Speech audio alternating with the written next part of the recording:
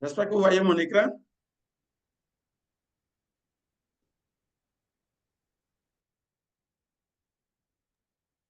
Très bien, il est bien visible.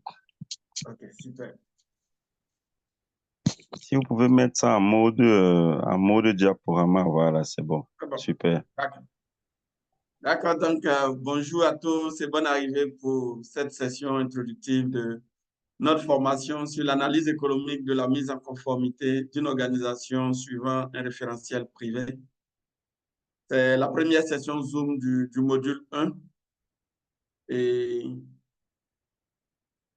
comme nous avons institué la dernière fois nos différentes règles, il s'agit d'être présent de 9 h à 11 h. Ça, je pense qu'on doit encore beaucoup communiquer. Si possible, appeler chacun des participants pour comprendre est-ce qu'il y a lieu de revoir les horaires, parce que je ne sais pas si ce sont les horaires qui ne les arrangent pas, ou est-ce qu'il y a d'autres formations du COLEAD qui ont lieu à la même heure. On verra ça avec les participants. Et les règles, toujours de lever la main lorsque vous souhaitez prendre la parole. On coupera le micro lorsqu'on n'a pas la parole pour éviter de faire beaucoup de bruit. Et nous allons faire l'effort de travailler dans des salles calmes.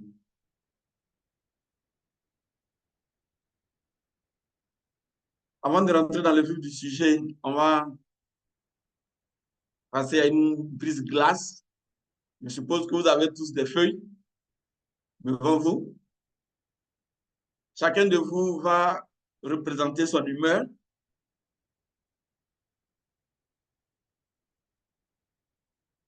Il n'est pas nécessaire, comme on l'a écrit, d'être un éminent artiste. Et donc, ici, nous avons trois images. La première image, c'est le soleil. Est-ce que votre humeur est ensoleillée ce matin? Est-ce que votre humeur est mi-ensoleillée, mi-nuageux? Est-ce que votre humeur est brumeuse ou est nuageuse? Y a-t-il de la pluie? Êtes-vous sous la neige? Ou votre humeur est sous beaucoup d'éclats? D'éclairs plutôt. Donc là, je vais vous laisser une minute.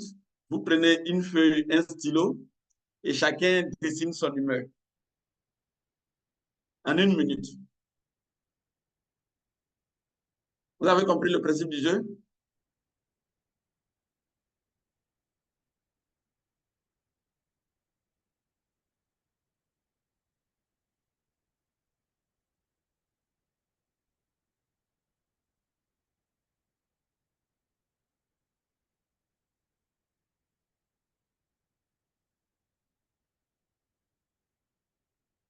Vous avez compris le principe du jeu?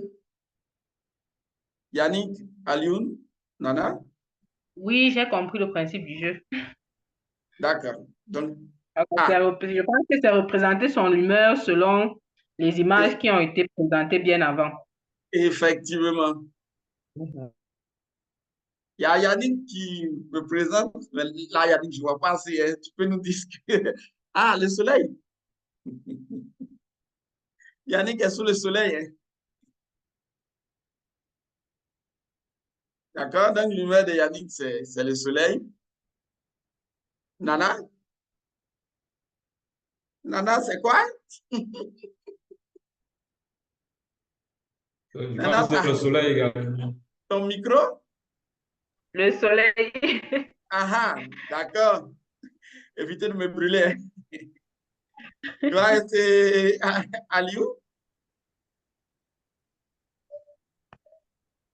Oui, Aliou a laissé un message. Aliou, ouais, tu peux nous dire hein, à Oui, l'écrit c'est le soleil. C'est le le soleil. Ah, soleil. D'accord. c'est très ensoleillé. OK. C'est que, Et bonjour à tout le monde. Désolé pour le retard. non, il n'y a pas de problème. D'accord. C'est que les choses ont bien commencé. Nous sommes tous sous le soleil.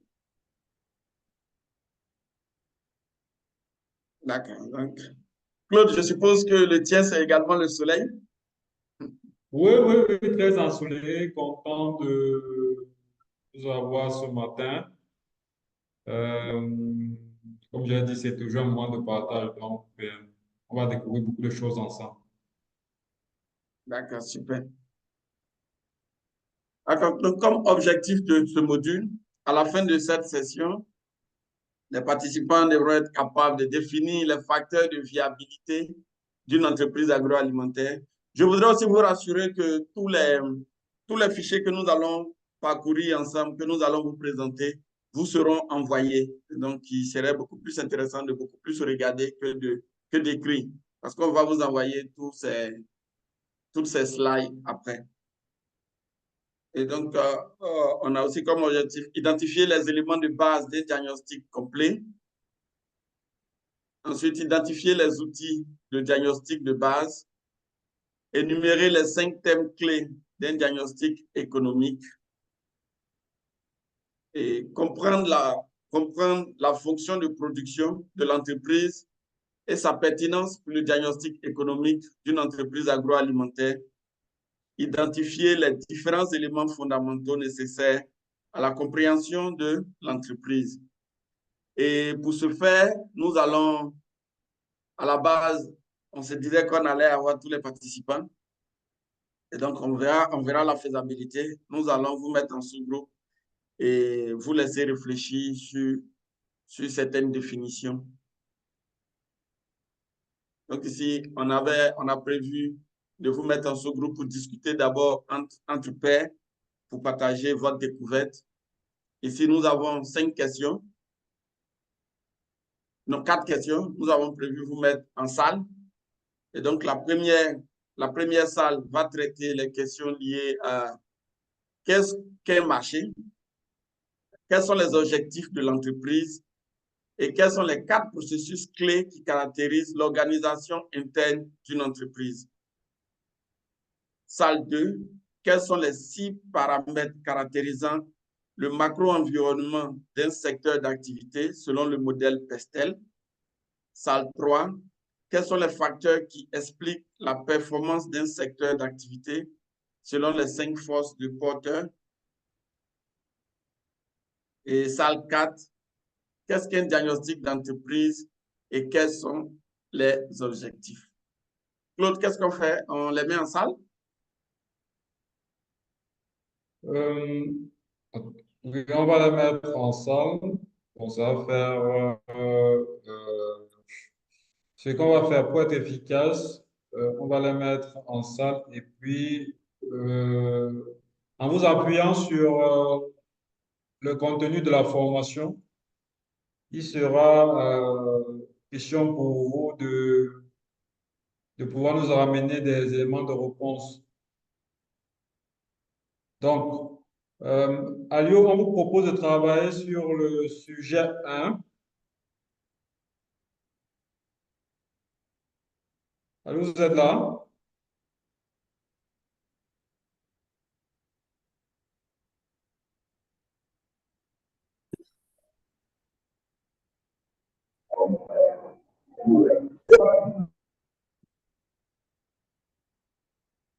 Bonjour, Alio?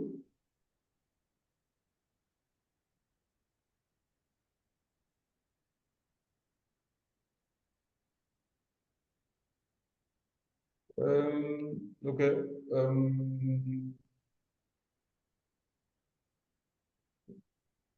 Madame Nana, est-ce que vous pouvez travailler sur le sujet 2?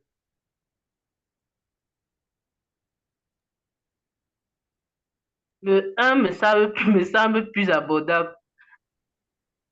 Ah, vous voulez travailler sur le sujet 1? Oui. D'accord. D'accord. Euh, d'accord, on vous laisse travailler sur le sujet 1, il n'y a pas de souci. Monsieur Yannick, vous voulez travailler sur quel sujet? Quel est celui qui vous semble le plus abordable? On va faire comme ça. Bon, je peux travailler sur le sujet 2, il n'y a pas de souci. D'accord, ok. Ah, vous aimez les choses compliquées, c'est bien. Oui, j'aime les choses compliquées. D'accord. Merci beaucoup.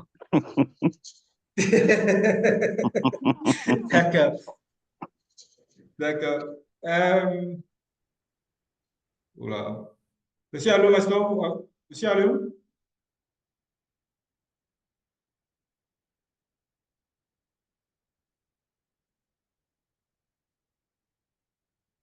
On l'a pas. Monsieur Kano, est-ce que vous entendez? Vous entendez? C'est vrai que je vois que votre connexion n'est pas très stable. Euh,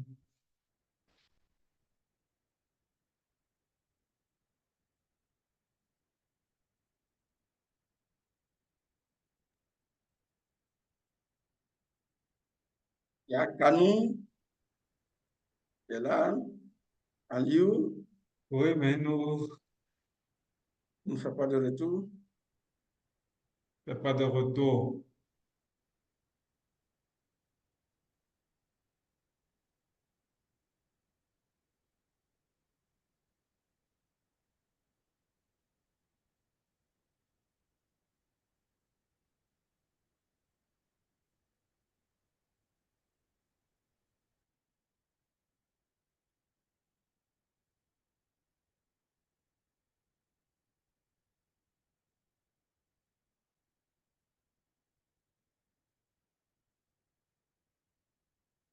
Ok, en attendant, je commence déjà à attribuer les salles à ceux qui, en attendant d'avoir des retours, Monsieur Cano. Monsieur Allô, est-ce que vous entendez?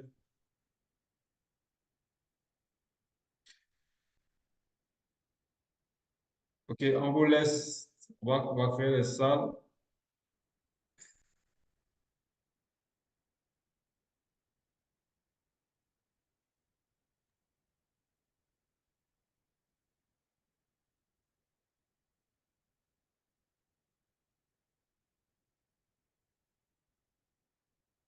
Monsieur, tu vas bonjour. Ah, bonjour, bonjour tout le monde. Désolé pour le retard, j'avais des soucis de connexion là. D'accord, il n'y a pas de souci. En fait, on a arrivé, on essaie de repartir les membres par salle. On a déjà quelqu'un qui travaille dans la salle 1 pour le sujet 1, qui va faire un travail en s'appuyant sur les documents disponibles de la formation pour pouvoir nous identifier les éléments de réponse. Le sujet 2, salle 2 aussi attribué. Il nous reste la salle 3 et la salle 4. Quel sujet vous souhaitez travailler sur lequel des deux sujets? Quel est celui qui vous semble le plus abordable pour vous?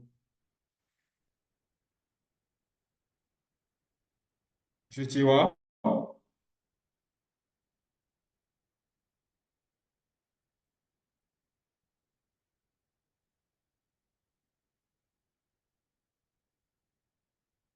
Bon, peut-être le catch, hein, le catch. Le 4, hein? Oui, oui. D'accord. On vous...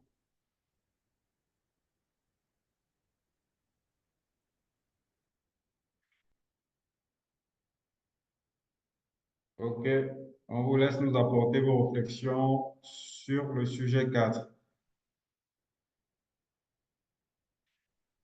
Donc, il nous reste le sujet 3. Monsieur Allure et Monsieur Cano, je vous propose de vous mettre ensemble sur le sujet 3. Donc, je vais vous affecter, heureusement, on n'a pas vos retours, j'espère que vous entendez moins. Je vous ai affecté dans les salles 3.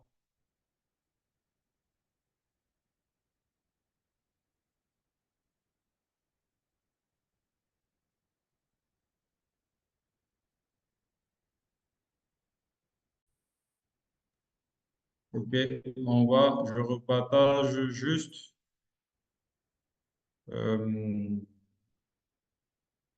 le support.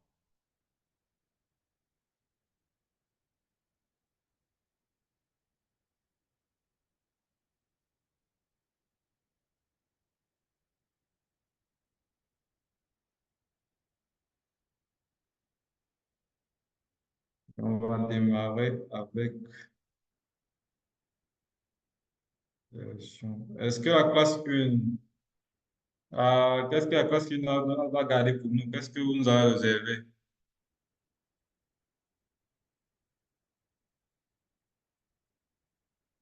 La classe 1 devait travailler sur les notions suivantes. Qu'est-ce qu'un marché? Quels sont les objectifs de l'entreprise? Et quels sont les quatre processus clés qui caractérisent l'organisation interne d'une entreprise?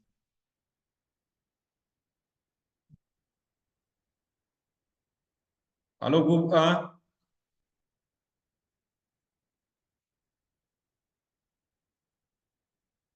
Oui, oui, monsieur. Oui, je précise que bon, il n'y a pas nécessité d'être parfait hein, dans les éléments de réponse. On est dans un processus d'apprentissage, donc il n'y a pas de bonne ou de mauvaise réponse. Tout, c'est un partage d'expérience. Donc, euh, j'espère que vous avez pu avancer. C'est que le temps était court. Et si oui, qu'est-ce que on peut retenir de vos travaux de recherche sur la thématique proposée? Bon, Nelly m'a prise déjà en cours, donc on n'a pas eu le temps de Mhm. réfléchir ensemble parce que le réseau perturbait. D'accord. Sinon, elle en arrivant, comme j'ai commencé la classe tout seul, j'avais déjà un peu avancé. Donc, je vais dire quelque chose. Si par la suite, elle peut apporter d'autres éléments, ce sera plus intéressant. D'accord, super. D'accord. Donc, moi, la question 1, c'était d'abord de définir ce que c'était que le marché. Ici, moi, j'ai dit que Mhm. le marché est un lieu d'écoulement de produits dans son terme premier. Maintenant, Oui, c'est c'est un milieu qui permet de satisfaire une offre et une demande d'accord. d'un bien, d'un bien ou d'un service en rapport avec les potentiels clients et concurrents. Donc, ça, c'était ma définition du marché. D'accord. Maintenant, les objectifs de l'entreprise. J'ai dit que l'entreprise avait pour objectif de produire des biens et services dans le but de répondre à des besoins et attentes de ses consommateurs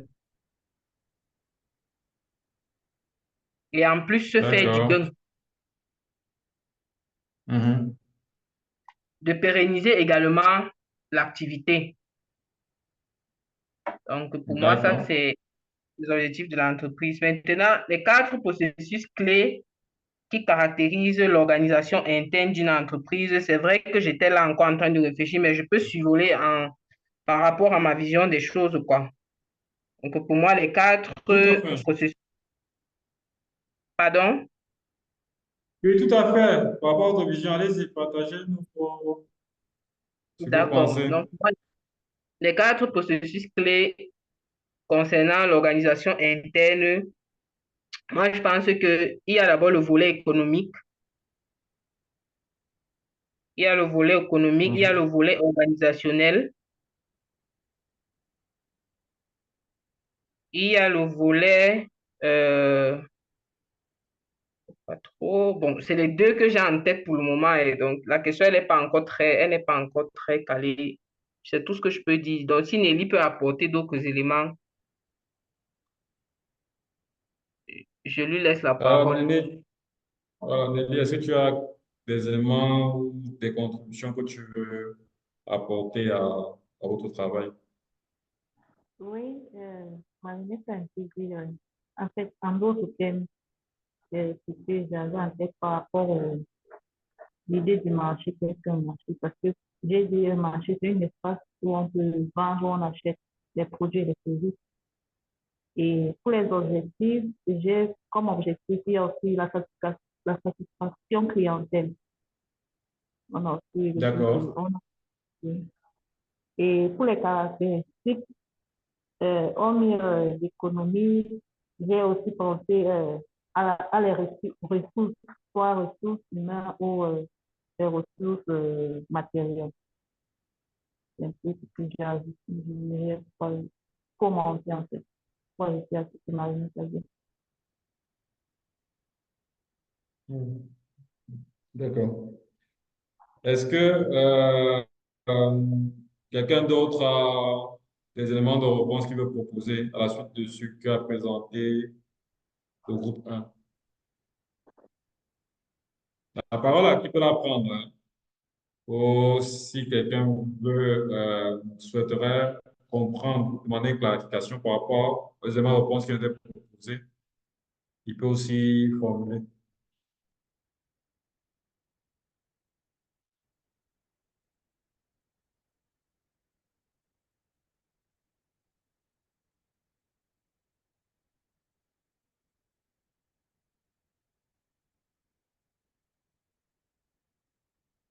C'est bon pour tout le monde, en fait, c'est ça?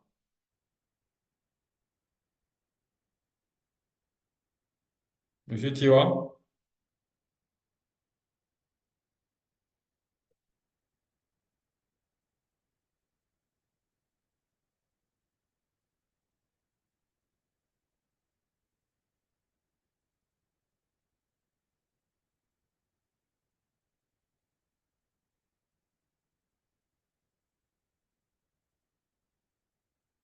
D'accord.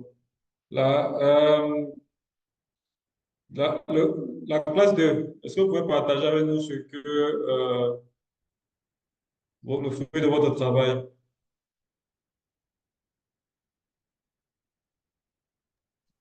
Ok, Claude, merci pour la parole donnée. Et déjà, je félicite le groupe 1 pour ce qu'ils nous ont donné comme contribution. Pour ce qui est de la classe 2, je pense que je me suis retrouvé en salle seul. Mhm. Donc finalement, j'ai attendu, je n'ai pas eu quelqu'un, mais j'ai travaillé ce que j'avais à travailler. Donc l'analyse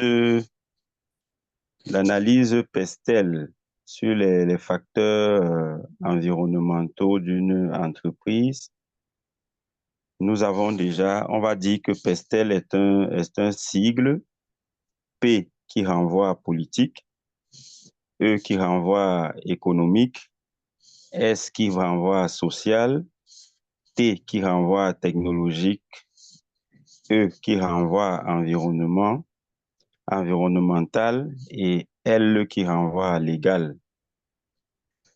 Donc, s'il faut revenir, par exemple, dans le cadre de notre formation, j'ai pris par exemple le cas d'une entreprise agroalimentaire. On dira que une entreprise agroalimentaire au Cameroun, en termes de politique publique, le gouvernement, par exemple, du Cameroun soutient la création des entreprises de transformation agricole et agroalimentaire et la promotion du Made in Cameroun, qui, pour nous, est une opportunité de, de grande importance. Et la conséquence de ça pour les entreprises, c'est que ça permet que sur le marché, de rester toujours en veille, en fait, avec les décisions politiques. Maintenant, si nous prenons le facteur économique, nous allons dire que les marchés des entreprises agroalimentaires sont souvent impactés par la fluctuation dans les prix des matières premières ainsi que des intrants. Mais il faut noter que l'activité économique dans ce secteur-là est très, très dynamique. Pour moi, particulièrement, je pense que c'est un peu une menace pour une entreprise parce que quoi? La fluctuation des prix provoque l'augmentation parfois des prix de vente, des prix de revient du produit. Et par moment, ça augmente les coûts de production. Et on n'est pas souvent sûr que après avoir négocié les prix avec les clients ou bien après avoir négocié les prix avec les fournisseurs, qu'on pourra se retrouver avec une marge intéressante. Donc, pour moi, c'est pour ces raisons que je considère ça comme une menace. Maintenant, sur le facteur social, on va se dire qu'au fur et à mesure que les années passent, on a une croissance importante d'une clientèle qui recherche des produits de qualité qui recherchent aussi des produits made in Cameroun, c'est une opportunité. Donc, il est question pour les entreprises de développer donc des produits de qualité pour satisfaire à ces besoins-là. Maintenant, sur le plan technologique, je vais aller plus vite. Sur le plan technologique, bon, ce que je constate, c'est que le volet recherche et développement, pour certaines entreprises, n'est pas trop leur préoccupation, mais pour d'autres, c'en est une. Donc, il est important donc de voir dans quelle mesure aller dans les processus de certification, de voir comment labelliser même certains des produits. Sur le plan légal, on va dire que il y a une batterie de normes et de règlements qui qui naissent tous les jours pour encadrer le secteur agroalimentaire au Cameroun. Pour ma part, pour la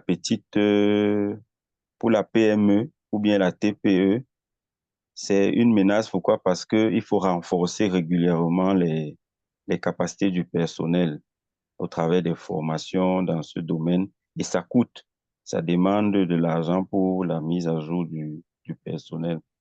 Ben, je vais finir donc par le côté environnemental. Nous tous, nous constatons, si c'est soit pour le regretter, les aléas climatiques qui sont parfois très défavorables à la production des matières premières. Donc, et du coup, cela impacte sur la disponibilité des matières premières pour les entreprises agroalimentaires. Pour moi, le facteur environnemental, lui, il est une menace de premier ordre, même si, en termes de décision stratégique, les entreprises peuvent penser à stocker des matières premières au moment en période d'abondance. Voilà un peu pour la salle 2 ce que j'ai préparé très rapidement, quoi. Merci. Ouais, ouais, merci à toi, c'est très riche. Je ne sais pas s'il y en a qui veulent rebondir sur ce qu'on vient de nous partager ou qui veulent ajouter des éléments de complément.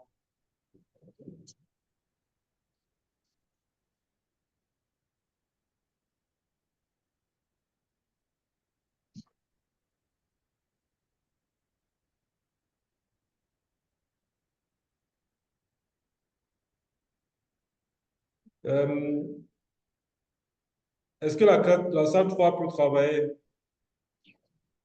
Monsieur Cano, aussi à Lyon, est-ce que vous avez pu travailler? Je sais qu'il y avait beaucoup de problèmes de réseau.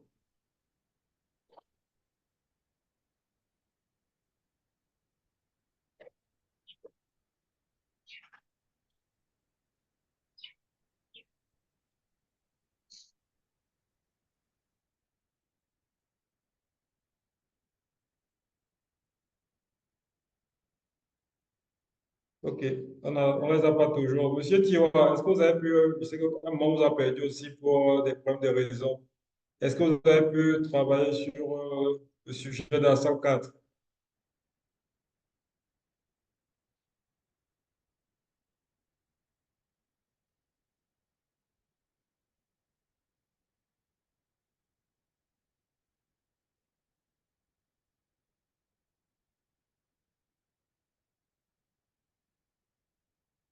Alors, monsieur Tiwa?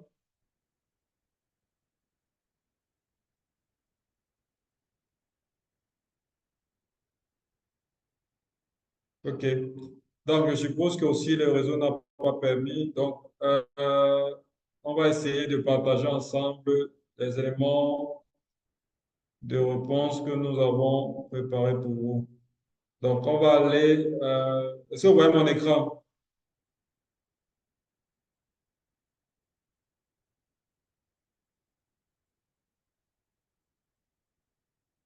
Alors, est-ce que vous voyez l'écran?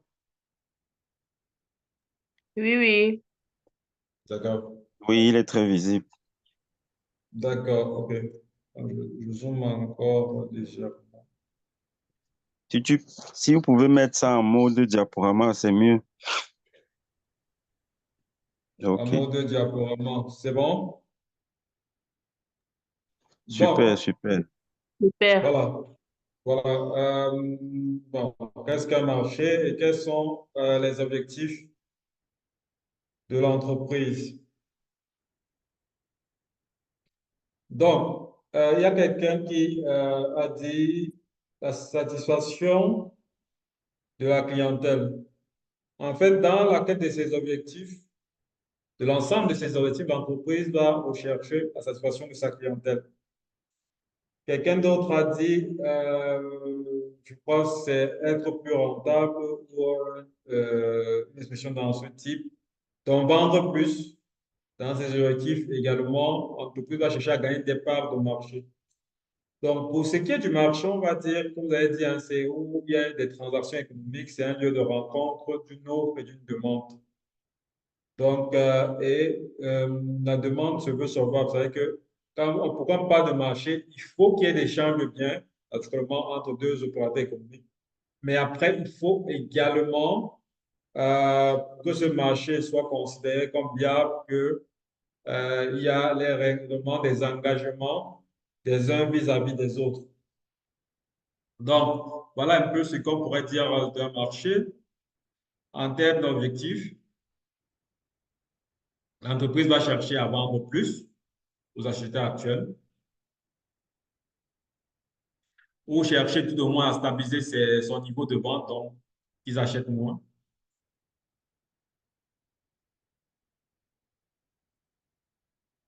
Il va essayer de se différencier de la concurrence naturellement. Et il va, par exemple, on va parler d'innovation, on va parler de signes distinctifs. Il va mettre un ensemble d'actions pour pouvoir se démarquer. Il va chercher à gagner des parts de marché plus larges en essayant de convertir des non-consommateurs en consommateurs de ses produits, ou alors éviter de perdre déjà des clients qu'il a dans son portefeuille.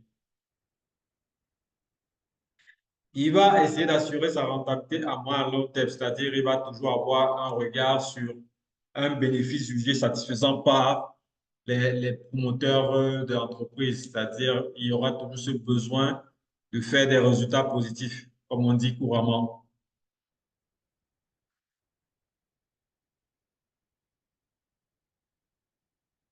Il faudra aussi que pour pouvoir satisfaire, cette notion de satisfaire le client, c'est déjà pouvoir livrer au client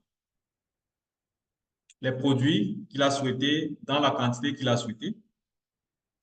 Là, ça suppose qu'il y ait, pour ceux qui connaissent, il peut avoir des cahiers de charges ou un bon de commande qui spécifie la forme du produit, le poids du produit, la couleur, tout ce que vous voulez, mais que ce soit dans la quantité souhaitée.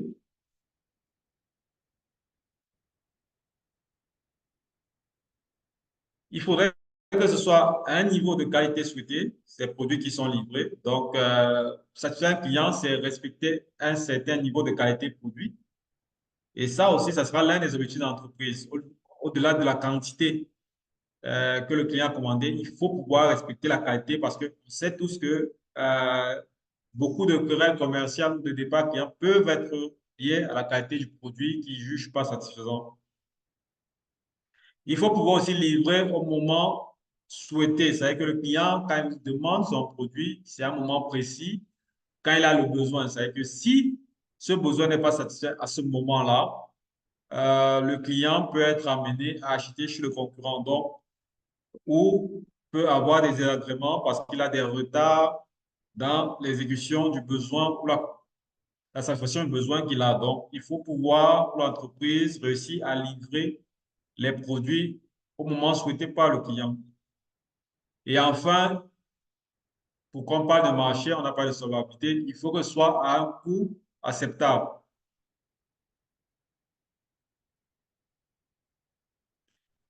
Alors, on est ensemble? Oui, Ensemble.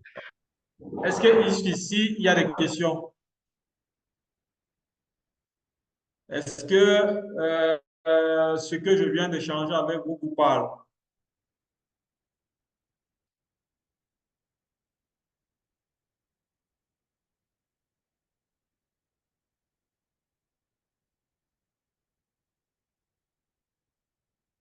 Donc, si je n'ai pas de retour, c'est que c'est clair pour tout le monde.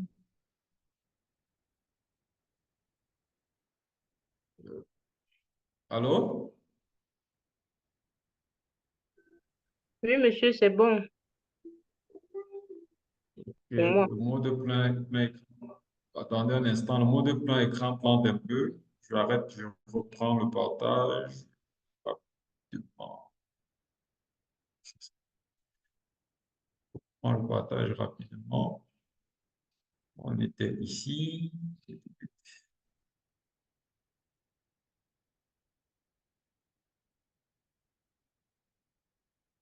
Donc, parlons des processus clés. Les processus clés d'entreprise,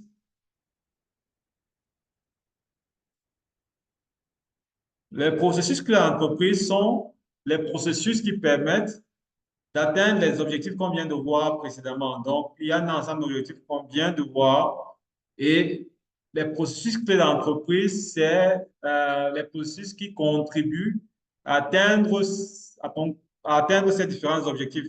Donc, en termes de processus, nous avons déjà les processus stratégiques, c'est-à-dire comment vous vous mettez en rang de bataille pour pouvoir euh, identifier un client et avoir une offre adaptée. Comment vous allez vous organiser, comment vous comptez conquérir des nouveaux parts de marché, etc. Il y a le processus de marketing. Comment vous mettez en valeur votre image de marque? Ça va intégrer les publicités, les promotions, les négociations que vous pouvez faire autour de votre produit. Et là, la certification peut être naturellement perçue comme un outil marketing. La labellisation peut être perçue comme un outil marketing. Et puis, il y a tout le packaging peut être perçu comme un outil marketing. Quelqu'un a parlé du Made in Cameroun, du Made in Africation élargie. On sait qu'il y a un débat aujourd'hui autour du packaging qui va permettre de mieux vendre le produit. Donc, tous les processus d'incitation à l'achat du produit, comment il est conditionné, comment il est présenté dans les supermarchés, qui vont faire que un client, naturellement, tu fais seulement du visuel, la manière de voir le produit va mener l'action d'achat. Donc, ça sera tous ces processus-là. Les campagnes sur les réseaux sociaux, de publicité sur les réseaux sociaux. Il y a le processus de production. Et ça sera important parce que c'est l'un des éléments qui va être très important dans notre formation.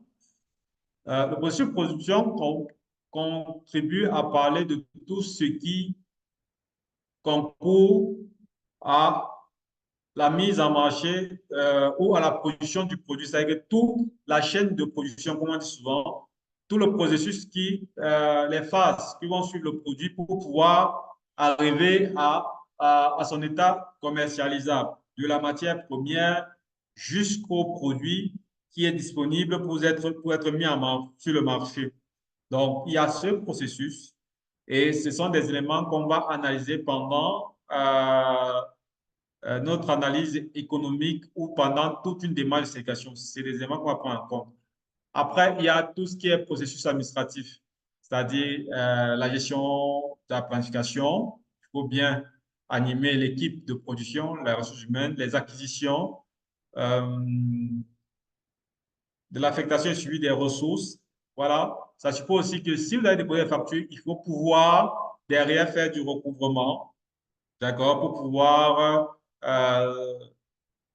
récolter la trésorerie qui sera générée par la vente des produits, par exemple.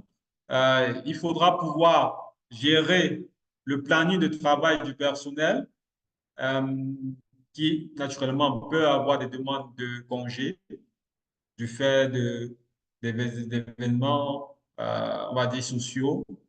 Voilà, donc il y a toute cette partie administrative. Il y aura peut-être des renouvellements ou des positions de documents d'agrément, de sécation et le suivi administratif des dossiers pour pouvoir avoir une sécation. Ça, ce sont des procédures administratives. Donc, voilà à peu près les 4 processus qui vont concourir à l'atteinte des objectifs qu'on a précédemment identifiés lors de l'exercice sur lequel a travaillé ou la première partie de l'exercice sur lequel a travaillé la classe 1. Est-ce que c'est bon pour tout le monde? Donc, C'est très clair.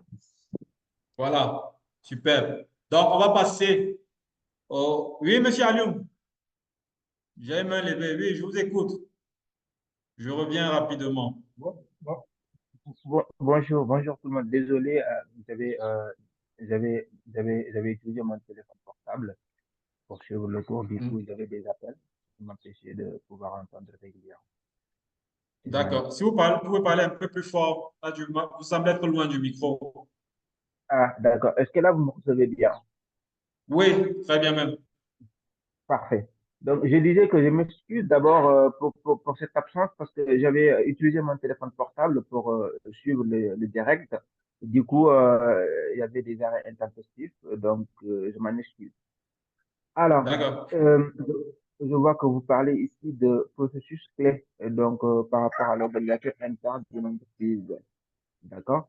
Maintenant, ma question est de savoir, est-il possible pour ces entreprises-là de réussir le processus sans, par exemple, intégrer le processus marketing, Mais je ne vous ai pas suivi. Est-il possible pour une entreprise de...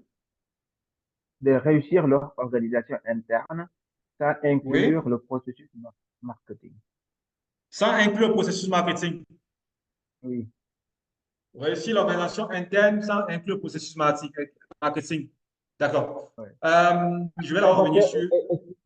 excusez-moi, pour être beaucoup précis, je pose cette question parce qu'on peut se retrouver dans une situation où l'entreprise a des maigres ressources qu'elle ne peut pas dépenser au vu des dépenses qu'elle a à faire. Du coup, elle va essayer d'optimiser ses ressources en fonction du marché qui s'offre à elle. Maintenant, s'il se trouve que, par exemple, je donne un exemple très pratique, je fais du jus de mangue, d'accord? Il y a Oui. des gens qui ont déjà connu mon jus de mangue. Cependant, j'ai Mhm. envie de travailler sur mon organisation interne et aussi ma visibilité, c'est déjà fait. D'accord? Ça veut dire qu'il y a une Mhm. sorte d'autopublication qui s'est fait ou une sorte d'autocommercialisation.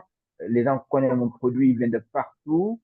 Donc, par exemple, si on prend comme un produit de KFC, qui est déjà connu, donc je vais essayer de prendre le reste de mes ressources, de les concentrer sur d'autres activités plutôt que de le mettre dans le marketing, alors que pour le moment, j'ai pas vraiment bougé à ce niveau-là. Donc, en enlevant, est-ce que ceci peut poser un problème en termes d'organisation interne? D'accord. Euh, je vais d'ailleurs dire que, avant de répondre à votre question, le marketing en lui-même ne se limite pas à la publicité, donc aux actions de visibilité. D'accord? Monsieur Alon, vous êtes ensemble. Gardez votre micro ouvert pour qu'on échange. Le marketing ne se limite Oui, oui, pas oui, juste aux je vous actions. reçois bien. Je vous dis Voilà. d'accord, oui, je vous reçois bien.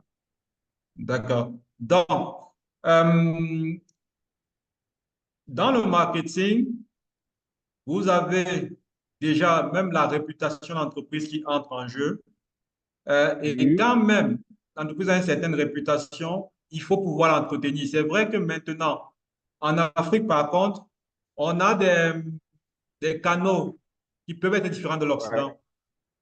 ouais, ouais, On a des canaux qui peuvent être différents de l'Occident, mais les gens viendront acheter chez vous parfois parce qu'ils vous connaissent derrière un X ou un Y.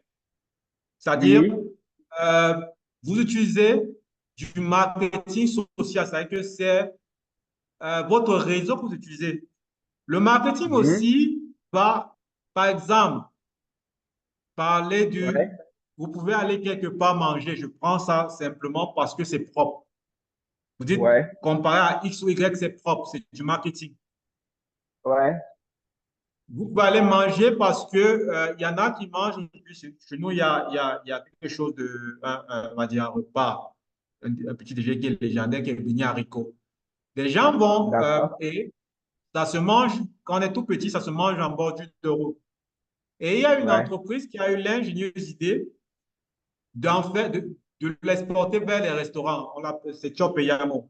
Donc, il s'est rendu compte que des gens qui ont atteint un certain standard de vie mhm, ne peuvent plus se permettre d'aller s'asseoir au niveau en bordure de route et il les a offert un cadre qui sied à leur d'accord, environnement aujourd'hui et, jouant sur la nostalgie, a mis du beignet haricot au menu. c'est du marketing. Je comprends. Oui, Je ne sais tout pas à si vous fait. voyez. Oui, je vois très bien. Maintenant, à partir de cet instant, excusez-moi, à partir de cet Oui, instant-là, est-ce qu'on peut considérer que le système d'organisation lui-même constitue un système de marketing alors? Ça veut dire oui, c'est ce que je suis en qu'il y train- a tout un... Ah, ouais, allez-y. c'est ce que je suis en train de dire. Vous dites que c'est plus large que la publicité parce que même le, la réputation de votre personnel, c'est-à-dire si on dit votre personnel, il n'est pas accueillant, vous avez un problème de marketing. Dans les agences de voyage, on le voit.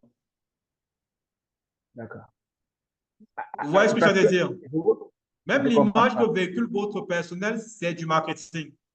Donc, Oui, on n'est pas pur et dur dans l'organisation interne, mais on se dit, vu les objectifs, je reviens rapidement dessus, qu'on a cité ici, par exemple, sans revenir sur le premier, livrer la qualité souhaitée, au moment voulu ou acceptable, ça suppose que euh, qualité souhaitée, quantité souhaitée, moment voulu, ça suppose aussi que, par exemple, dans ceux qui font dans la livraison à domicile, ils vont vous dire, je vous livre sur 15 minutes. Il ne va pas toujours faire 15 minutes, mais il veut te dire, ça sera hyper rapide. C'est une communication marketing. tout à fait. Vous voyez ce que je veux dire? Alors, oui. Oui, allez-y. Maintenant, excusez-moi d'avoir un peu monopolisé la parole, mais chacun va Non, on a s'intéresser échangé. au problème voilà, chacun va essayer de s'intéresser au problème qui lui tient à cœur, surtout dans le cadre de nos quotidiens. Donc, moi, je m'intéresse à cette question-là parce que je me retrouve quelquefois en face d'une PME, une très, ou bien une TPE qui a de maigres ressources qui me dit, ah, est-ce qu'on peut intégrer un processus dans le cadre de la mise en place d'un système SMQ, par exemple, selon la norme ISO 9001, qui me dit, ah oui, est-ce qu'on peut intégrer le processus marketing? Je lui dis tout de suite, c'est quoi vos objectifs? Parce que chaque processus doit avoir au moins un objectif.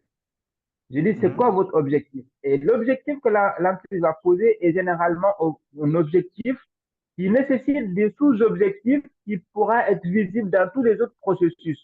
À partir de cet Mhm. instant-là, je lui dis, au vu de votre taille, tout votre système constitue un système marketing.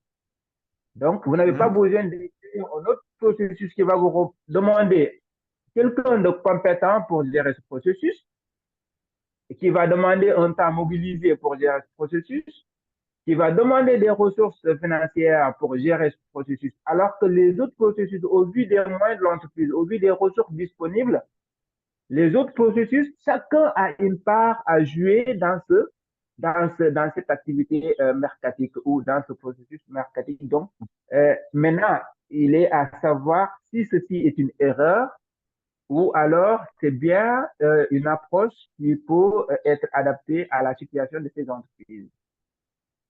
D'accord. Ce n'est pas une erreur déjà. Ce que vous avez constaté dans cette formation, c'est que tout est fonction du contexte. Toutes les D'accord. décisions, ici, on va réfléchir sur la prise de décision. Et tout est fonction du contexte et des spécificités de chaque entreprise. Euh, Comme je vous rejoins sur une TPE, on n'a pas besoin forcément d'avoir une ressource humaine qui va faire du marketing et avec tout le tralala. Vous voyez que dans mon explication du marketing, j'ai dit seulement garder un espace propre, c'est du marketing. La question, c'est quel est le message que vous voulez passer? Même le conditionnement produit, c'est du marketing. Est-ce qu'il est assez, il est pratique, la manière dont il est conditionné le produit? Est-ce qu'il est beau à voir? Est-ce qu'il est attrayant? Voilà des trucs sur lesquels on peut faire des petits investissements juste pour la présentation produit, c'est du marketing. Parler de marketing ne suppose pas qu'il faut aller faire des affiches, des annonces publicitaires, pas forcément. Encore qu'aujourd'hui, avec l'avènement des réseaux sociaux, une simple, si vous avez quelqu'un qui vous a fait des belles photos, on vous crée quelques petits contenus. Comme sur, je vais nommer sur des réseaux sociaux, notamment comme Facebook, avec un budget de 5 000 francs, à la fréquence que vous voulez jour, mois, vous avez une capacité à cibler des gens. Donc, il y a des solutions aujourd'hui très moins coûteuses. Et là, ça suppose qu'il faut appeler un prestataire externe qui peut faire cette action de publicité sur les réseaux sociaux. Moi, je recommanderais à des très petites entreprises, si elles veulent mener des actions de publicité, ça semble être ce qui est à l'ordre du jour, de voir des agences avec faible budget. On peut leur faire quelque chose d'intéressant, d'assez ciblé, qui toucheront des cibles qu'elles souhaitent. Peut-être c'est pour drainer plus de consommateurs vers le lieu, mais après, il y a tout. Avant de s'engager, il faut bien pouvoir, et je vous rejoins, définir l'objectif principal. Est-ce que c'est pour drainer plus de visiteurs, par exemple, sur le lieu de commercialisation? Là, ça va être, est-ce que c'est pour élargir son portefeuille client? Et là, je ne sais pas quel mode de travail. Est-ce que des clients viennent consommer sur place les produits? Est-ce qu'ils vont livrer? Il faudra voir quelle est la démarche qui s'adapte le mieux. Mais il n'y a pas forcément besoin de créer tout un département, si je crois que c'est ça de la question, ou tout un bloc qui sera dédié à cela. Même le chef d'entreprise aujourd'hui, s'il a fait peut-être une séance de shooting de ses produits, il a vu un petit infographe qui lui montre quelques visuels, et puis on lui montre comment, sur YouTube, vous trouvez comment utiliser une page sponsorisée si vous voulez le faire vous-même, vous voyez quelqu'un qui vous fait ça. Et puis ça, c'est très faible en termes de budget et ça a de très bons résultats. Monsieur Alum, est-ce que ça vous satisfait comme élément de réponse? Parfait. Merci beaucoup, Monsieur Diallo. Merci. D'accord. Donc, gardez en tête que les processus au-delà des organisations internes vont nous aider à atteindre ces différents objectifs qu'on a présentés tout à l'heure. Donc, premièrement, c'est la stratégie. C'est pour ça que je disais tantôt, quand vous voulez construire, si je reste sur la question de M. vous lancer dans une campagne publicitaire, il faut avoir défini une stratégie. Comment je fais pour me démarquer des concurrents? Quelle est ma stratégie? Comment je fais pour être l'entreprise qui se distingue par rapport aux autres sur mon marché? Ça, c'est la stratégie connaissant un ensemble d'éléments liés à mon environnement interne et externe. Est-ce qu'on est bon? Est-ce qu'il y a une autre question?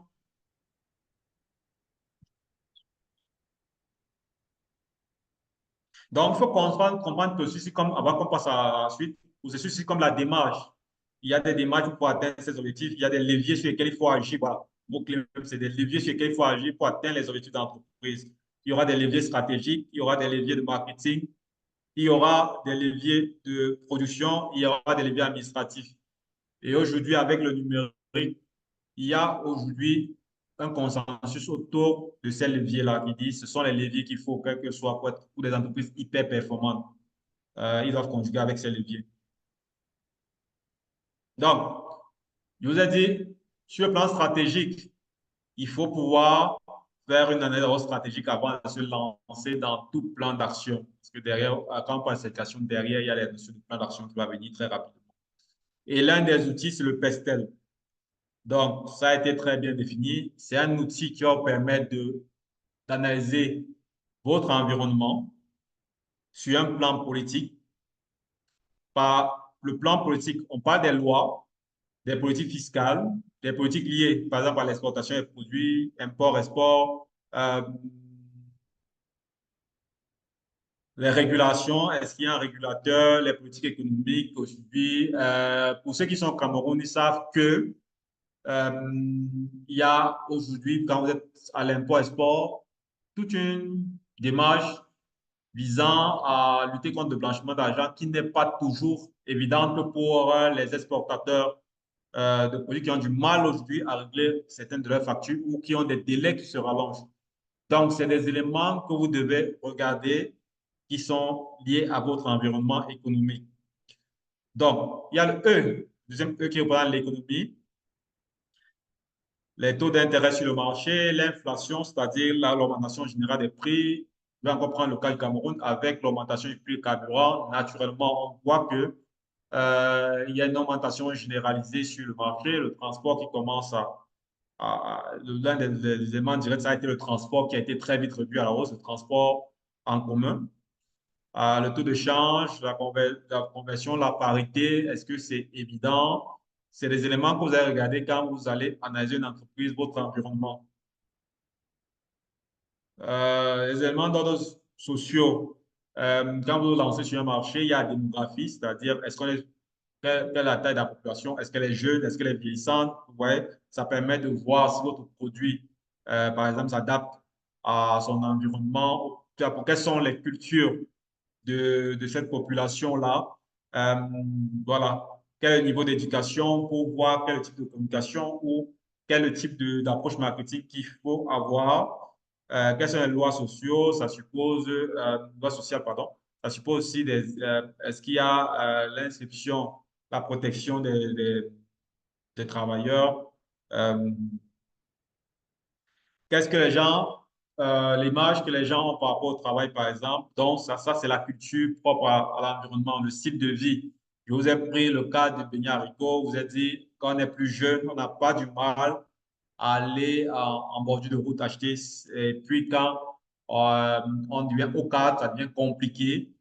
Et puis, ça, il faut pouvoir prendre en compte. Est-ce que le produit que je propose, si vous allez, par exemple, dans un quartier occupé, proposer un certain produit, du fait que leur style de vie ne cadre pas avec votre produit, par exemple, je dis n'importe quoi, ils ne se reconnaissent pas dans le produit, vous pouvez avoir du mal à vendre, alors que ce n'est pas le produit qui est le problème, mais c'est le style de vie de vos clients qui n'est pas aligné au produit. Alors, il faudra, par exemple, à base d'un coût marketing, je reviens dessus, l'adapter au style de vie de vos clients, par exemple. Ça peut être un exemple, on pourra illustrer. Donc, il y a les questions d'ordre technologique. Les politiques sur la propriété intellectuelle. Ici, je crois, la zone pour nous tous, quasiment, c'est l'Organisation de la protection intellectuelle, l'OAPI, je crois, qui légifère. La digitalisation, l'appétence pour le numérique aujourd'hui. On a beaucoup aujourd'hui avec WhatsApp. Je crois, WhatsApp Business qui est l'un des meilleurs outils actuellement. On commence à voir aussi, à un moment, ça a été Facebook, mais là, pour une communication plus ciblée, on voit entrer en ligne de compte WhatsApp Business, par exemple. Il y a des changements de technologie, ça peut être aussi euh, une nouvelle génération. On a vu l'avènement des éléments comme TikTok qui vient battre un peu certaines plateformes de réseaux sociaux de par le type de contenu, c'est des changements techniques. Bon, il y a le cycle de vie technologique, voilà, et les innovations.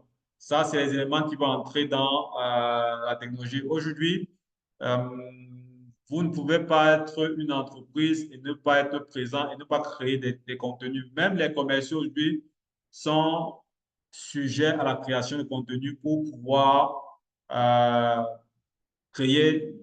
présent dans l'esprit des consommateurs aujourd'hui. Ça, c'est dû à l'évolution technologique, à l'avènement des réseaux sociaux.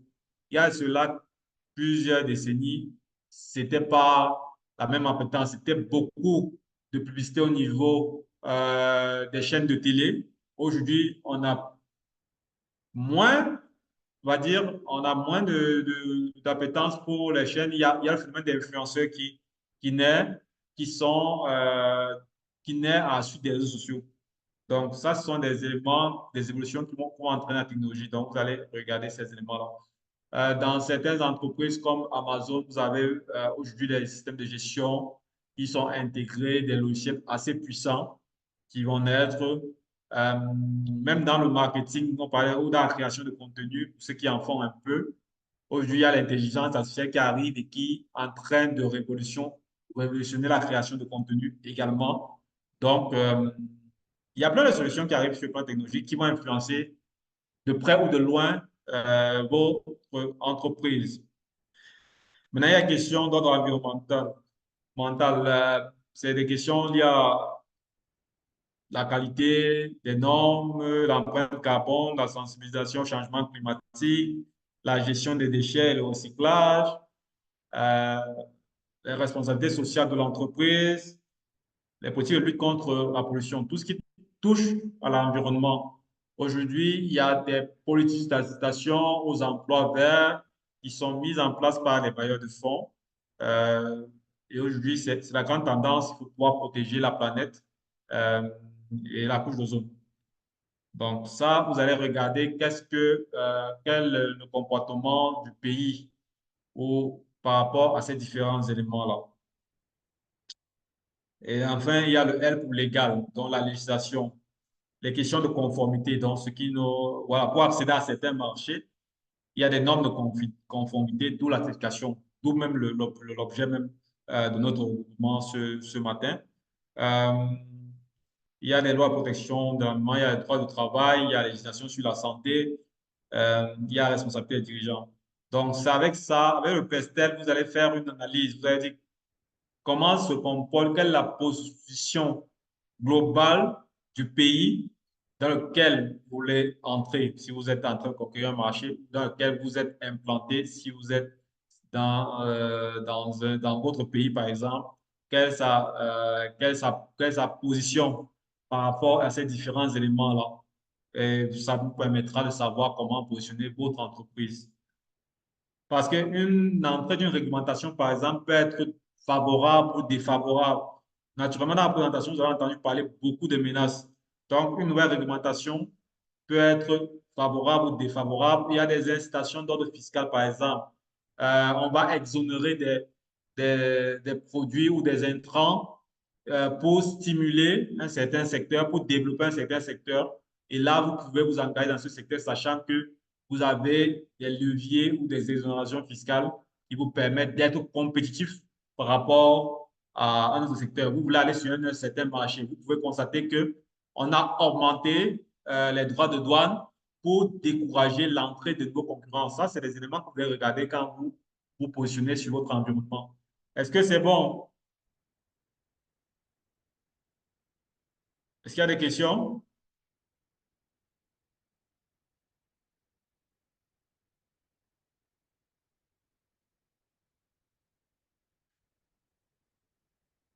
D'accord, on passe à l'élément suivant, qui était les 5 forces de porteur.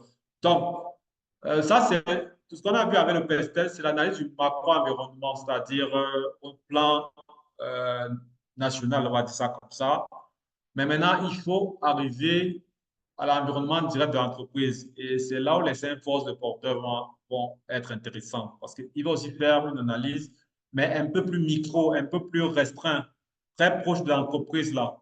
Donc, dans ce sens, les 5 forces de porteur vont faire l'intensité de la concurrence. Ça veut dire quoi? Ça veut dire, est-ce que vous êtes dans un secteur où il y a beaucoup de concurrence? Est-ce qu'il y a une faible concurrence?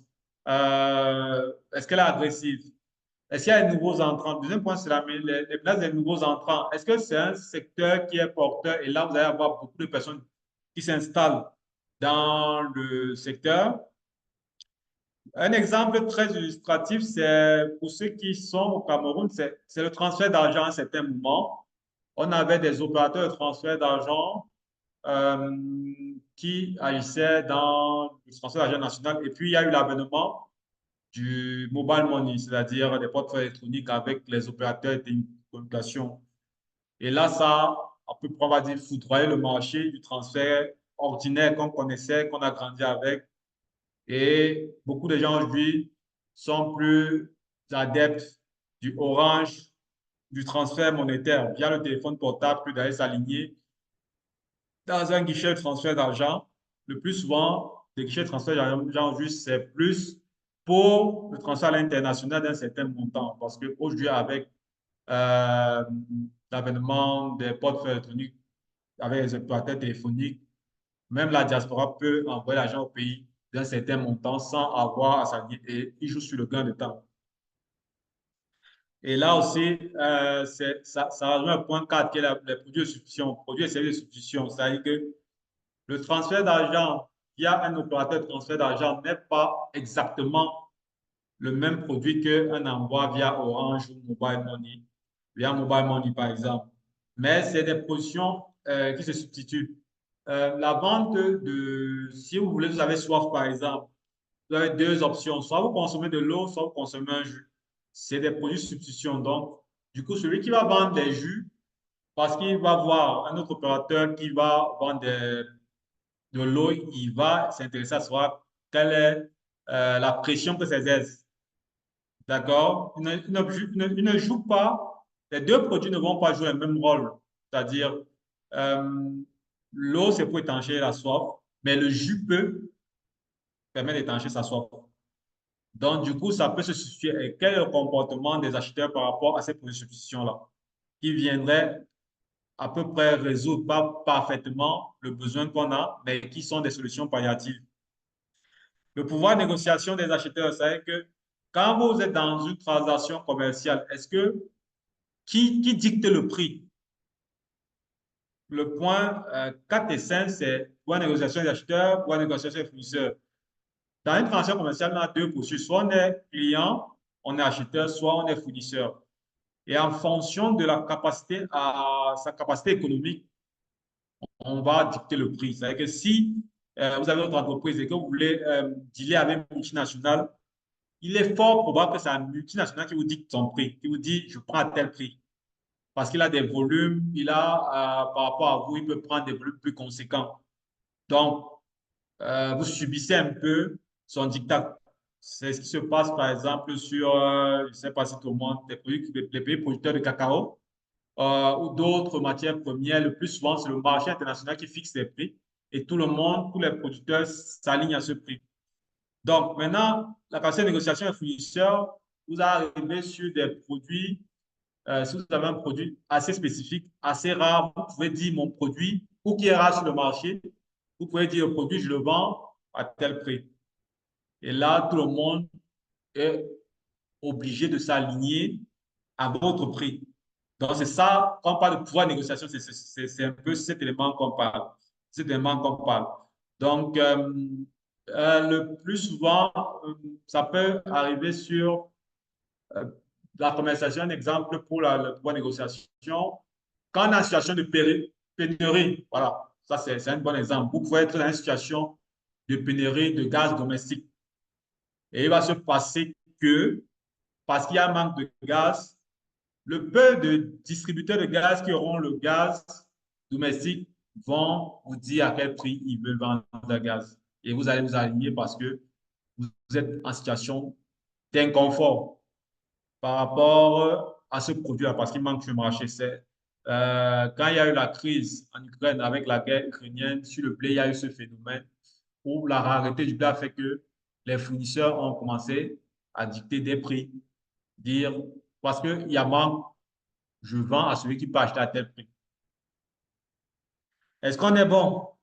Et là, c'est vraiment le micro-environnement entreprise, l'environnement à proximité de l'entreprise. Ce qu'on l'explique là, c'est d'autant vrai pour une multinationale que pour une TPE, hein, où vous le vivez couramment euh, au quotidien dans votre environnement. Par exemple, le restaurant d'à côté qui a créé, à un moment, il était seul. Après, un deuxième restaurant va s'installer. Après, pas forcément un restaurant va s'installer. Là, il y aura une certaine concurrence sur le patient et client. Après, non, c'est une petite cafétéria qui va venir s'installer. Il n'est pas forcément un restaurateur à pur et dur, c'est-à-dire qu'il ne fait pas des plats chauds, mais le fait qu'il offre du petit déjeuner fait qu'il propose une alternative où il propose une alternative où il offre du pain chargé, on va dire ça, de la restauration rapide. Il offre une alternative aux restaurants qui vont prendre un certain temps pour faire cuire les repas. Quelqu'un qui est pressé, au lieu d'aller s'asseoir dans le restaurant, attendre que de faire cuire son repas, va vite prendre un sandwich qui charge et puis qui s'en va. Donc, du coup, c'est un projet de substitution. Il avait faim, il a résolu son problème avec son sandwich et il faut voir quel est le comportement que ça aura dans l'environnement. Si vous êtes un restaurateur, s'il y a une sandwicherie qui s'installe à côté de vous. Donc, voilà un peu présenté rapidement ce qu'on peut dire sur le secteur d'activité selon Michael Porter, en essayant d'illustrer avec des exemples qu'on a au quotidien. Est-ce qu'on est bon? Est-ce qu'il y a des questions? Super. D'accord. Donc, ça, c'est un message que je souhaite que vous reteniez. Quand vous mettez de l'argent, chaque force qui a en fonction de l'intensité de chaque force, votre entreprise se trouve impactée. Ça veut dire que quand vous misez de l'argent dans une affaire, vous attendez un certain bénéfice, un certain niveau de revenu. C'est-à-dire vous attendez peut-être que ça vous produise, je ne sais pas moi, 10% de ce que vous avez misé chaque année. Et il faut se dire que chaque force-là peut agir parce que si vous achetez moins, vous vendez moins, par exemple, avec les fournisseurs. Si vous avez de la concurrence, vous vendez moins, vous baissez vos prix, vous savez que le bénéfice baisse. Si vous achetez des produits plus chers, vous ne pouvez pas augmenter vos prix, le bénéfice baisse. Voilà. Si le client vous dit qu'il peut acheter un certain prix, il vous fixe un prix plafond, vous allez baisser encore vos bénéfices. Donc, chaque élément là, de manière indirecte, va impacter sur le bénéfice que vous allez réaliser. Et naturellement, c'est pour ça qu'on dit que ça va influencer le retour sur investissement, la rentabilité des capitaux que vous aurez investi. Donc, il faut les regarder de près. Je dirais pas à toutes les phases de la vie de votre entreprise. Donc, il faut les avoir, les réviser au moins annuellement. Ça, c'est au minimum. C'est-à-dire que à une période, à période fréquente régulière, il faut quand même avoir un regard dessus. En plus de ce que vous pouvez regarder sur le macroéconomique. Voilà. Donc, ça, c'est ce que je voudrais que vous gardiez à l'esprit. Que ces 5 postes de porteur, vous devez les avoir en présence à l'esprit à chaque moment. Donc, on va sur le dernier point, que c'est quoi le diagnostic? Donc, ça, c'est ce qui nous regroupe aujourd'hui. Mais il fallait en amont bien comprendre ce que c'est qu'un marché, quels sont les objectifs d'entreprise, quels sont les processus sur lesquels on va s'appuyer pour pouvoir satisfaire son marché, quels sont les outils pour l'analyse de l'environnement macro et microéconomique, parce que tous ces éléments concourent au final à ce qu'on appelle un diagnostic. Et quel est son objectif? Donc, nous, dans le parler de diagnostic, quand on va à l'hôpital, pour une consultation, le mot qui revient, c'est diagnostic. Donc, faire un diagnostic, en fait, c'est porter un jugement sur l'état d'un système opérationnel par rapport à la norme ou aux objectifs. C'est-à-dire que par rapport à ce que vous pensez que ça doit être, au standard que vous avez défini, est-ce que ça répond au standard pour parler de manière triviale? Donc, ce sera ça, ce jugement. C'est ça, porter un diagnostic. C'est faire un état des lieux. C'est se dire, OK, quelle est la situation à date? On va dire ça comme ça.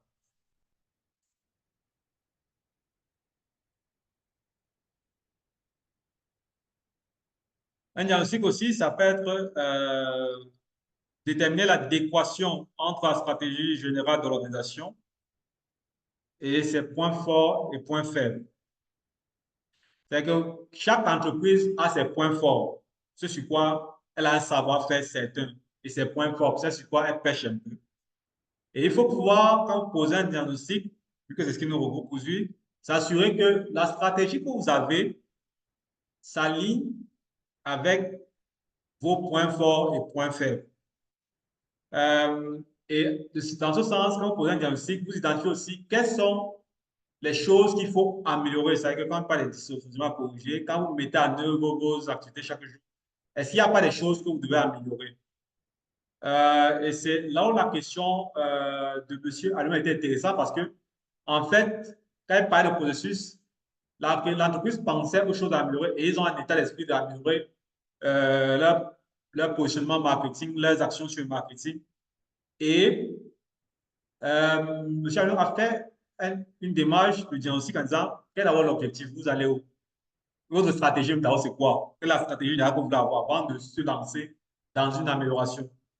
Est-ce que c'est vrai? Est-ce que vous êtes dans une situation de dysfonctionnement pour qu'on puisse parler d'amélioration? Donc, ce sera ça le diagnostic qu'on va faire sur ce sur quoi on va parler longuement dans cette partie sur l'analyse économique. C'est aussi une analyse statistique, un instant T. Et dynamique aussi dans la logique où on va se projeter, où on va se dire, OK, quand j'ai fait mon analyse statistique à un certain moment, je vais mettre en place un plan d'action. Au bout de 6 mois, je peux encore, de manière dynamique, il faut le faire avec un diagnostic. Il va se faire de manière cyclique. On ne va pas le poser aujourd'hui.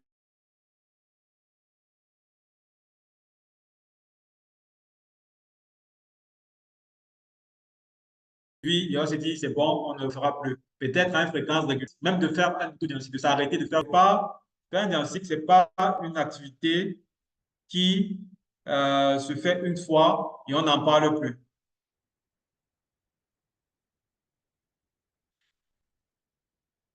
Pour faire aussi parler de diagnostic aussi, c'est derrière pouvoir proposer des solutions visant à améliorer les performances de l'entreprise. Et là, on va parler de plan d'action le plus souvent.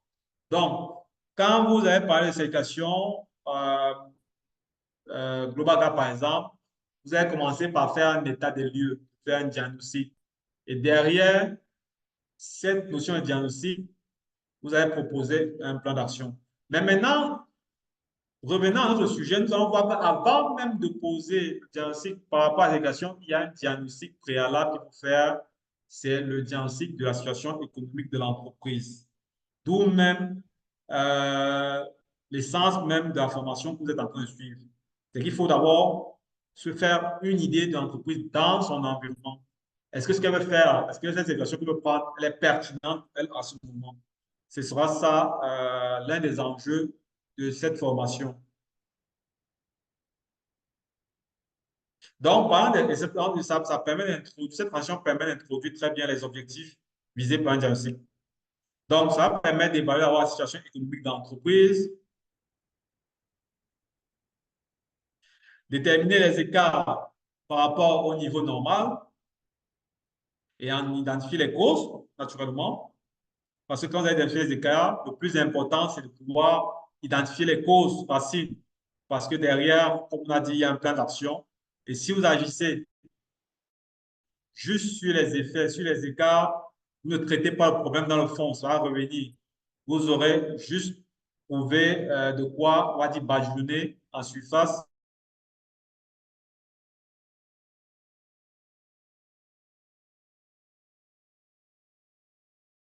Justifier des décisions prévisionnelles. Dans le cas qu'on se donne là, c'est parce qu'on a identifié ces causes racines qu'on décide de mener X ou Y action. Et vous aurez aussi la capacité à identifier vos leviers importants pour pouvoir agir sur les éléments de l'environnement qu'on a vu tantôt, dans le cas du PSL par exemple. Le diagnostic aussi va vous permettre de construire un modèle de prévision parce que vous allez vous fixer des objectifs. Et si vous avez fixé les objectifs, vous allez chercher à identifier des ressources dont vous aurez besoin et aussi des résultats escomptés de ces objectifs-là. C'est ça qu'on appelle les indicateurs de résultats, les indicateurs de mesure, les indices de mesure qu'on peut avoir.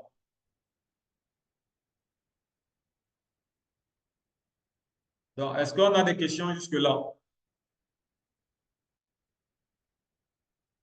Est-ce que vous percevez mieux la finalité du présent module?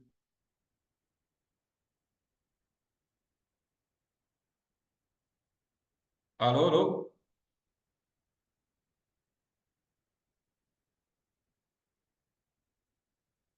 Monsieur Alioum, est-ce que vous êtes là?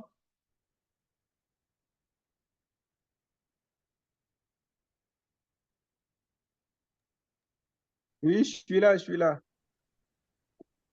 Est-ce que vous percevez mieux la finalité de la présente formation? Oui, oui, oui, bien sûr, bien sûr. D'accord. Monsieur Yannick? Oui, Claude, merci. Merci pour la précision et la clarté des éléments que vous avez évoqués. Maintenant, j'avais comment je vais expliquer ça? Quelle est la place à peu près qu'on peut accorder à la trajectoire de l'entreprise, quoi, au moment où nous faisons son diagnostic? Est-ce qu'il n'est pas important de marquer un temps d'arrêt pour chercher à comprendre, d'avoir la trajectoire de l'entreprise au moment où nous sommes en train de faire son diagnostic, que ce soit organisationnel ou bien économique ou bien financiers. Ça, c'est ma Euh, préoccupation. la trajectoire d'entreprise, c'est quoi? C'est l'historique. Oui, voilà, Qu'est-ce à qu'on peu mettait en près. trajectoire? C'est l'historique. Oui, la différence, c'est-à-dire que l'historique de l'entreprise, en fait. Parce qu'on peut être soit en face d'une jeune entreprise ou bien en face je sais pas si on va dire une vieille entreprise, parce que je ne sais pas il y a des vieilles entreprises, si ça existe, parce que Mhm. chaque année, l'entreprise doit forcément se réinventer. Donc, entre avoir un peu une idée du stade de développement, est-ce que je suis en création? Est-ce que à l'heure actuelle, c'est une entreprise qui est en phase de croisière? Est-ce que c'est une entreprise qui est en phase de, je sais pas. Bon, vous comprenez mieux ça que moi, quoi. D'accord. Ce que je vais dire par rapport à votre préparation, c'est que quand je reviens à ce que j'ai dit, c'est des éléments de contexte. Et vous devez les avoir naturellement en arrière-plan. On ne fait pas de diagnostic sans tenir compte de l'historique. Ça va aussi vous aider dans les choix que vous allez faire, c'est-à-dire dans la prise de décision. Euh, le plan d'action que vous faites pour une entreprise qui est en création, qui n'a pas d'expérience, bon, n'a pas d'expérience, l'entrepreneur peut avoir son expérience.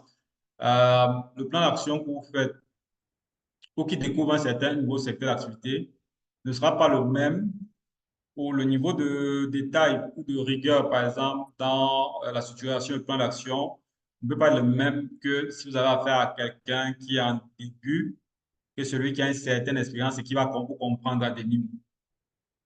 Donc, du coup, vous allez tenir compte de l'historique de l'entreprise dans la gestion de votre plan d'action et dans les choix de conseils que vous formulez.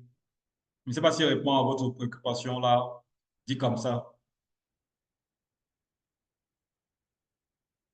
Euh, oui, c'est assez clair. C'est-à-dire que si on doit garder ça en back-office au moment où nous sommes en train d'intervenir, bon, moi là, je suis totalement d'accord, quoi. D'accord, ok. Mhm. Donc, ici, on parle plus de la démarche, des outils que vous se connectez, mais après, tout diagnostic s'appuie sur le vécu de l'entreprise. Il n'y a pas de diagnostic qu'on fait, on se détache du contexte dans lequel il y a l'entreprise avant de mettre un diagnostic. Non, le diagnostic se fait dans le contexte de l'entreprise en tenant compte de son vécu, de son écosystème même, de son environnement, du type de personnel qu'il a. Ça, c'est les éléments que vous avez, parce que quand on parle de diagnostic aussi, l'histoire d'entreprise va permettre de déterminer les points forts et les points faibles, hein. C'est sur le vécu qu'on arrive à identifier les points forts et les points faibles d'une entreprise. Voilà, c'est cette analyse-là. On va faire une analyse des éléments historiques pour pouvoir donner des orientations, se faire une idée d'où va l'entreprise. Oui, monsieur Alliot. Monsieur Alliot,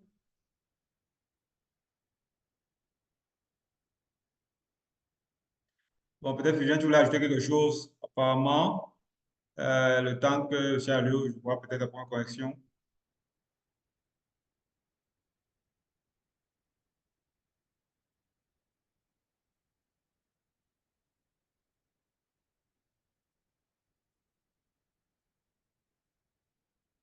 OK,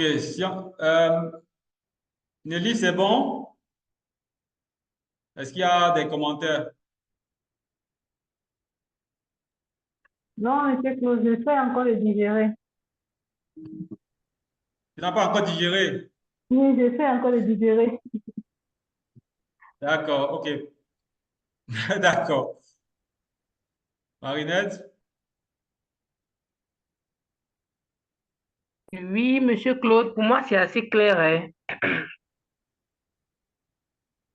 D'accord, super. Mhm. Monsieur Allo, vous avez levé la main. Est-ce une erreur de manipulation ou vous avez une préoccupation?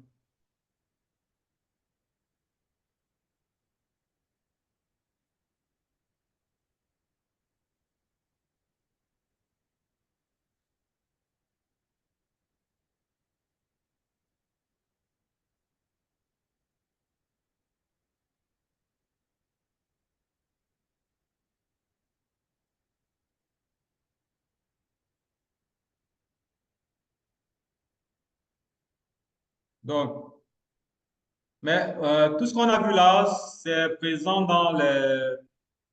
sur la plateforme. Vous pouvez revenir dessus et n'oubliez pas que naturellement, vous pouvez avoir des questions. Si des questions subsistent, vous pouvez revenir vers nous.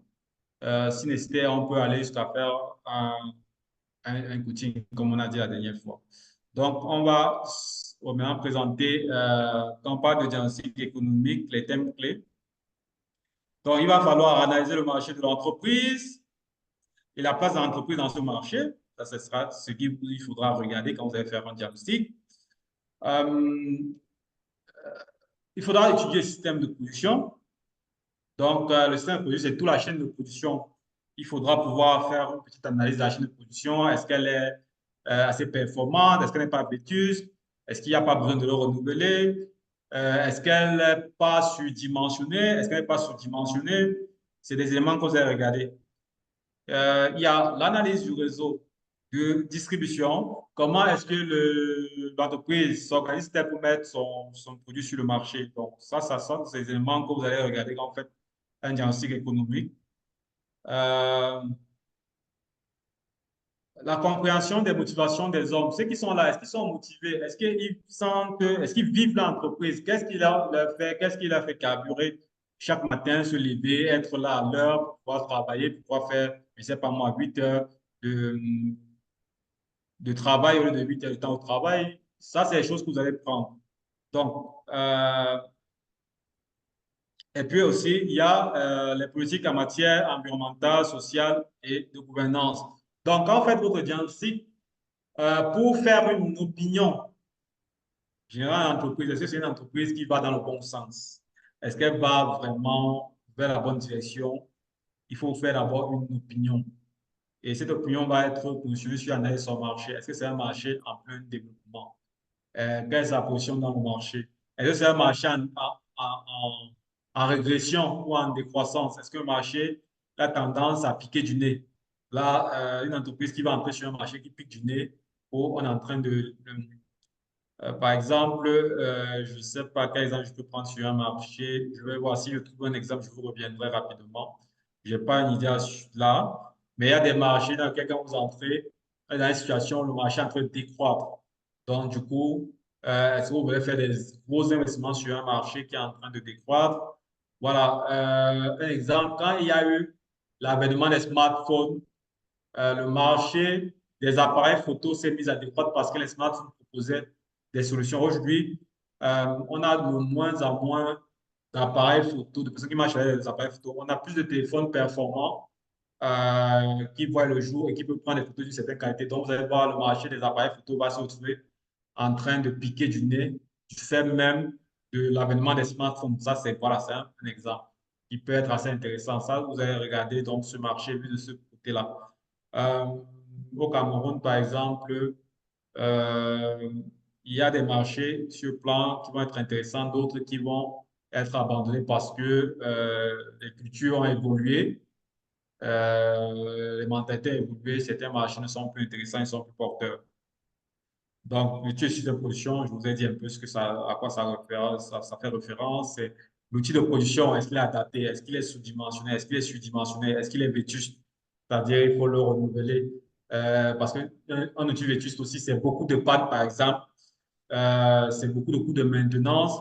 C'est des capacités de production très faibles. C'est des rendements très faibles. Oui, monsieur Aliou. Monsieur Aliou. Ouais, excusez-moi, tout à l'heure c'était un appel, je sais pourquoi je ne peux pas parler. Alors, D'accord. je vois bien les résumés et les éléments clés donc autour desquels s'articule un diagnostic économique. Et tout à l'heure, vous avez évoqué pour Oui. l'analyse d'un contexte la méthode PESTEL. Alors, Oui.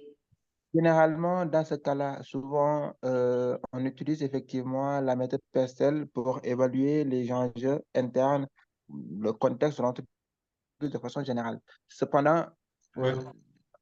est-ce que cela suffit?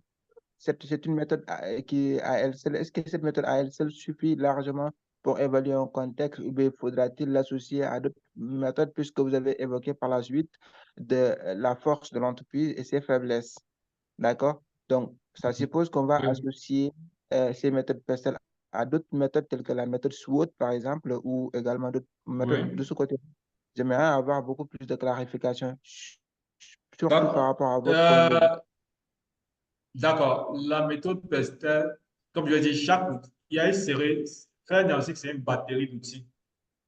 La méthode PESTEL, elle va vous aider à comprendre le macro-environnement, c'est-à-dire l'environnement général, le contexte dans lequel l'entreprise vit, le contexte socio-politique, économique lié au pays.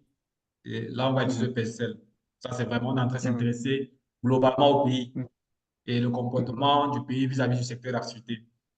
Après, vous avez un niveau plus, on va agir comme un effet d'entonnoir, un niveau plus restreint. Vous avez les 5 forces de poste qui sont complémentaires au prestat parce que là, maintenant, c'est l'environnement. On est entré dans le secteur d'activité en lui-même. C'est-à-dire on était national, sans distinction, voir juste le comportement de l'État vis-à-vis du secteur d'activité. Puis on est entré dans le secteur d'activité en lui-même pour voir comment lui-même il se comporte.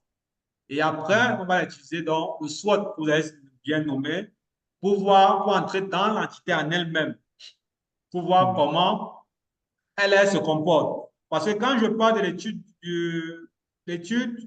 du système de production, des équipements par exemple, en fait, c'est d'ailleurs dans le SWOT.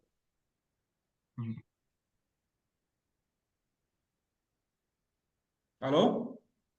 Oui, allô, oui. Oui, quand je parle de l'étude du système de production, en fait, on est déjà dans le SWOT. Ouais, on est dans le SWOT. C'est-à-dire, là, on parle peut-être de la force ou de la... Parce que généralement, on dit que force et faiblesse, c'est interne et que l'opportunité et les menaces, ça, c'est externe. C'est Ou externe. bien... Voilà, le Ouais. PESTEL, ce sera externe. Donc, quand vous êtes dans le SWOT qui est interne, vous allez commencer à regarder le système de production.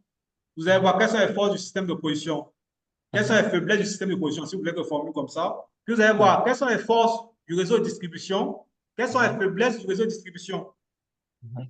Et ceci nécessite-t-elle Maintenant, une autre évaluation? Ceci nécessite-t-elle une autre évaluation? Parce que généralement, on dit ça, c'est notre force, alors que techniquement, il n'y a aucun élément tangible parce que juste on le croit ou bien on nous le dit, mais il n'y a aucune donnée scientifiquement prouvée qui prouve qu'effectivement, parce que moi, je dis généralement, la force d'un système d'organisation, c'est les bonnes informations. Et lorsque l'information elle est fiable, tout élément qui sera fait avec cette information sera bonne. Mais si l'information en elle-même n'est pas plausible et qu'on pense que c'est la bonne information, il se pourrait que tout un système soit caduque juste parce que les informations qui ont permis son installation ne sont pas vérifiées scientifiquement parlant, par exemple. Donc, est-ce que ce SWOT-là, D'accord. quand on l'utilise en disant que ça, c'est notre force, faudra-t-il un élément qui va prouver qu'effectivement, c'est notre force? Ou bien juste il s'agit de le dire?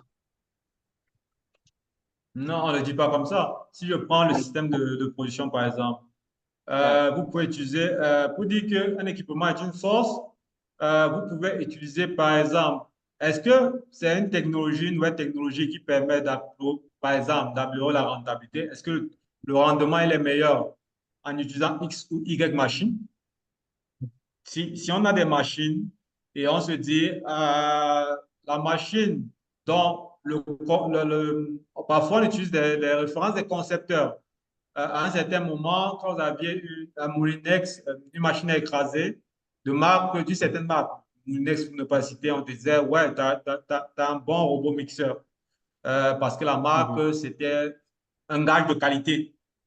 Euh, voilà. Même sur les chaussures d'une certaine marque sont un gage de qualité. Je ne sais pas si vous voyez ce que je suis en train de dire. Je Maintenant, pour comprends. un équipement de production, s'il est nouvellement acquis, c'est un gage de qualité. Vous pouvez avoir un équipement nouvellement acquis, mais qui est acquis chez un fournisseur douteux. Du coup, ce n'est pas une force. Vous voyez ce que je veux Je dire? vois. Claude, ouais. Voilà, si j'ai un véhicule que j'ai acheté, j'ai une Renault, je ne sais pas quoi, une Peugeot 504, voilà, qui n'est même plus sur le marché, dont on trouve plus les pièces, qui me sert de Claude, véhicule de livraison dernier Hilux. Oui, Je voulais dire quelque chose par rapport Oui, quelqu'un à m'a cette appelé? apportée. Oui, Oui, hein? c'est Yannick qui... Oui, je voulais dire donner une contribution par rapport à la question de force ou bien de faiblesse. Je pense que quelque part aussi, quand tu as évoqué tout à l'heure les cinq forces de Potter, c'est-à-dire que c'est un peu les éléments que tu as qualifiés comme étant des éléments qui vont des forces restrictives, quoi, qui vont nous empêcher d'atteindre les objectifs qu'on nous sommes fixés. Oui. Le plus important, je pense que le plus important d'abord, avant de dire que quelque chose, pour rejoindre un peu, pour répondre un peu à Aliou, ce n'est pas sur un ressenti ou bien ce n'est pas forcément sur, il faut pas avoir des données statistiques ou quoi que ce soit. C'est qu'on s'est fixé des objectifs. Je dis pas, je prends un cas banal. Je dis que je vais produire 4 tonnes de pommes de terre. Tout ce qui va me permettre en interne d'atteindre cet objectif de 4 tonnes, pour moi, c'est une force. Ce sont des forces. Donc, tant qu'on n'a pas fixé un standard, tant qu'on n'a pas fixé quelque chose, un gap ou bien un objectif à atteindre, quelque chose ne saurait, parce qu'il y a des moments où vous pouvez prendre, si vous dites, on prend un équipement qui a un rendement de, je sais pas trop, d'une tonne par heure. Si on a, en termes de gainage, je prends un équipement de gainage qui a un rendement d'une tonne par heure.